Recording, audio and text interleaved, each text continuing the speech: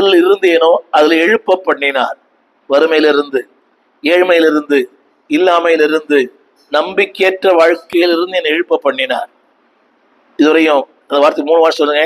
அவிழ்த்தார், எழுப்ப பண்ணினார். மூன்றாவது, இனி அந்த காரியங்கள் என்னை கட்ட முடியாது. தமிழை படிக்கிறேன். இனி அது கட்டப்பட முடியாது. என்னை கேட்டுக்கொண்டிருக்க அன்பு தேவ பிள்ளையே, லுக் பேக். இதுவரை உன் வாழ்க்கையிலே நீ அந்த ஒரு வசனம் வருது, மரண உபாதை. நான் சொல்லுவது எழுத்தும்படியான மரணம் அல்ல, அனைவருடைய வாழ்க்கையிலே தினந்தோறும் சாகிற வாழ்க்கை. பவுல் சொல்லுகிறான், நான் தினந்தோறும் சாகிறேன். எத்தனையோ தாய்மார்கள் தினந்தோறும் சாகிறாங்க. கணவனால, பிள்ளைகளால, வறுமையினாலே, ஏழ்மையினாலே.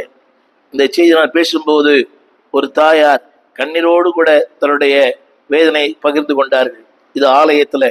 அப்படியான every man has some kind of bandages. மரண உபாதை, அது ரொம்ப கஷ்டம். உபாதை அல்ல, உபாதையே ரொம்ப கஷ்டம்தான். அதுல மரண உபாதை என்பது நீ பார்த்துருப்பீங்க. அவங்க சுவாசம் விட முடியாது, பேச முடியாது, நிற்க முடியாது, உட்கார முடியாது.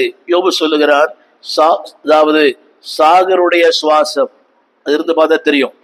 பேச விரும்புவாங்க, பேச முடியாது. இதோ சொல்ல விரும்புவாங்க, சொல்ல முடியாது.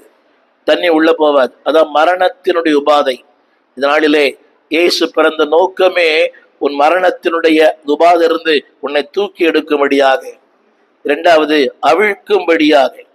உன் பாடுகள், உன் போராட்டங்கள், உன் பிரச்சனைகள், உன் வேதனைகளை. அது மூன்றாவது வார்த்தை திரும்ப சொல்லுகிறேன், இனி அது உன்னை கட்ட முடியாது. ஏன் தெரியுமா? அதற்காக இரட்சகர் பிறந்தார். அவர் பிறந்ததே 2 காரியங்கள், ஒன்று அழிக்க, இன்னொன்று ஆக்க. திரும்ப சொல்லுகிறேன், ஒன்றை அழித்தார், இன்னொன்று ஆக்கினார். அவருக்கு பேரே சிருஷ்டிகர்த்தர்.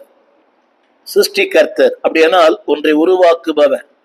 ஒன்றை அவிழ்க்கிறார், இன்னொன்றை உருவாக்குகிறார். ஒன்றை அவிழ்க்கிறார், இன்னொன்றை ஆக்குகிறார். தமிழ் எழுதப்பட்டிருக்கிறது, இனி அது மரணத்தினால் கட்டப்பட முடியாது. இதை கேட்டுக்கொண்டிருக்க யாராலும் என் அன்பு தேவ பிள்ளையே, nothing will hold you. தமிழே நான் வாசிக்கிற சொல்லுங்க, nothing will hold you. இன்னொன்னு சொல்லுகிறேன் தமிழ்ல, இன்னொன்றை, இந்த கிறிஸ்துவை நீ உறுதியாய் பற்றி கொண்டால் மரணம், அதுல உபாதை, அடுத்து கட்டப்பட்ட நிலைகள். எல்லாருக்கும் ஒரே பாடு இல்லை, எல்லாருக்கும் ஒரே பாடுகள் என்பது அவங்களுடைய வசதி, அதாவது தகுதிக்கு ஏற்ப, அனுபவங்களுக்கு ஏற்ப, அவங்களுடைய வாழ்க்கையின் தரத்துக்கு ஏற்ப. என் பாடுகள் உங்களுக்கு